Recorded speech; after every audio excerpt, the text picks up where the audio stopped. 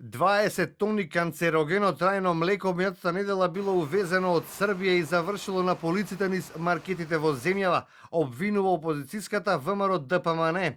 Цветан Трипуновски, кој е председател на партиската комисија за земјоделство, вели дека во млекото е пронајден афлатоксин М1 над максималното дозволено ниво, а за тоа приложи и соодветна документација. Во документот кој го обезбедила опозицијата, вела дека стои млекото не ги задоволува критериумите согласно правилникот за безбедност на храна. Трипуновски обвинува дека имале информација дека надминување на максималното дозволено ниво на присуство на афлатоксин М1 е детектирано и во сурово млеко во една од поголемите млекари во земјава.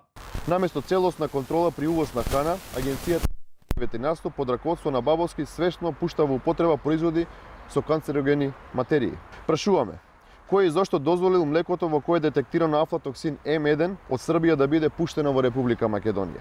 Агенцијата за храна и ветеринарство и Бабовски да одговорат што е направено со таквото млеко и дали истото е веќе завршено на македонската трпеза како сурово млеко или е преработено во сирење кој е препознатив бренд на оваа млекара од Република Македонија. Од Агенцијата за храна и ветеринарство вела дека Цветан Трипуновски неосновано шири паника и ги доведува граѓаните во заблуда од државната институција задолжена за контрола и квалитет на храната која се продава во земјава, вела дека граѓаните треба да бидат спокојни. Канцерогено млеко од Србија ниту имало во моментов, ниту некогаш се продавало во маркетите. Агенцијата за храна по проверка на мостри на граничен премин пронашло такво млеко со сомнителен квалитет, но тоа се враќа во Србија, согласно сите законски процедури.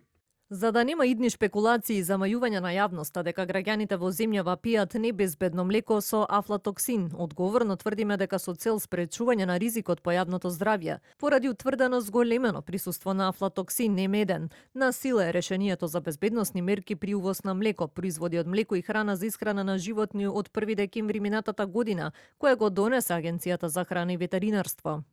Со него се врши задолжително лабораториско тестирање на присуство на афлатоксин М1 на секоја пратка со млеко и производи од млеко која се увезува во земјава.